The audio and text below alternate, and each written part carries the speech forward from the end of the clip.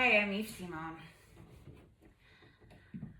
Yesterday I received a comment asking me to tell the story of my double bass. So, I will, but it's not really a great story or anything interesting, but here's the details. So, my double bass was made probably in the 1900s in Czechoslovakia. It doesn't have a year that it was made. It doesn't have a maker who made it. It doesn't have a name. It's not a fancy or expensive or good instrument. So here's the front. Here's the back. When I got it repaired, there was some discussion because the bass was worth around the same amount or less than the repair cost. So a person could think, why get it repaired? Well, because it's the only double bass I have. And so anyway, before I got it repaired, it was worth less than $5,000 US. And now it's worth probably, I don't know, I would say still less than $5,000 US. I mean,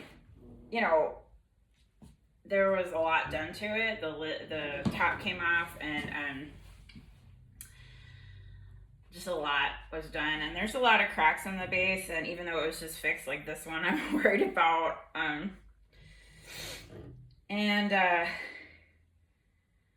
Yeah. So, and I would like to add that I was able to get my double bass repaired by doing a GoFundMe, and my friends and family paid for the repair of my double bass, which came to just over $3,000. At this point, I would still like to get new strings someday and a new bridge. My bridge is a tiny bit warped. I use Parastro strings and have done so my whole life, and these strings are like 20 or 30 years old. So like they're kind of fraying. I don't know if you can see the picture. Oops, that doesn't help when I bang it into the overhead light. But they're fraying down here, but anyway, they are holding on. So I have to say, Parastro strings last a really long time, which is good. But yeah, I mean, if you look at the videos in my child prodigy era folder, you'll see that when I was 10 years old, I was playing a laminated plywood, I don't know what it was, kind of fiberglass bass, rental.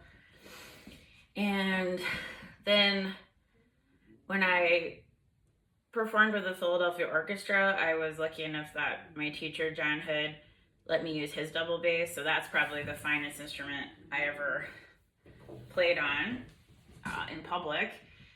So that was really great. And then when I was at Indiana University, my teacher, Larry Hurst, let me borrow his smaller solo double bass, and I love that bass. It's so great because it has sloped shoulders, so it's really easy to play. So if you look at any of the recitals, I think when I'm like 15 or 16, you'll see me playing that double bass.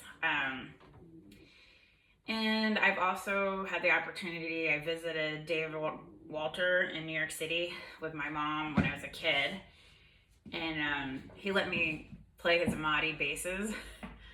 But the funny thing about instruments is that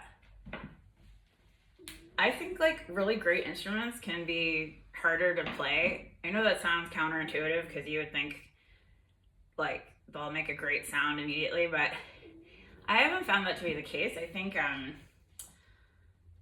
you have to really get to know them and practice with them to bring out their best sound.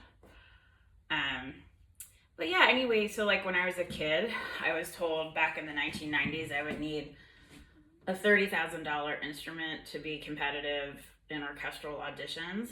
I did not have a $30,000 instrument. And anyway, I went on and became a CPA, and my life changed, and that's okay. But yeah, I think instruments can cost a lot, and being able to access a quality instrument is definitely a challenge. So like I said, yeah, this double bass is not, doesn't have a name or a maker or a year. You know, it's nothing fancy like that. And you know, I am truly happy for all the people who have those fine instruments. Like, that's awesome. I hope you play them every day and enjoy them. But that hasn't been my situation. So anyway, I just make the best of it. And you know, I also remember when I studied with Eugene Levinson at the Sarasota Festival, I think I was grumbling about my double bass because I was playing a rental bass then. And he took it from me and he played the most angelic sounds I've ever heard, you know.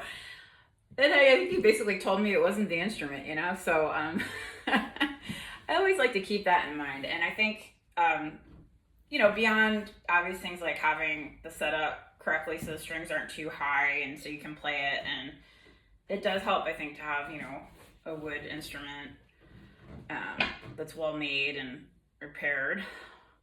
But he had a really good point. Yeah, in that case, it wasn't the double bass because he could make that double bass sing, and I couldn't.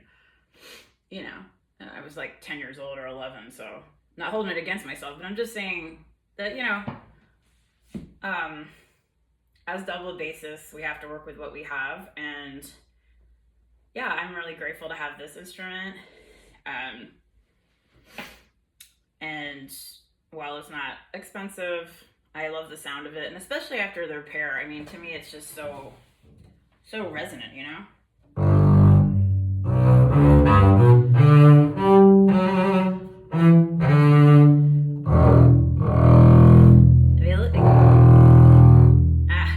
I love it.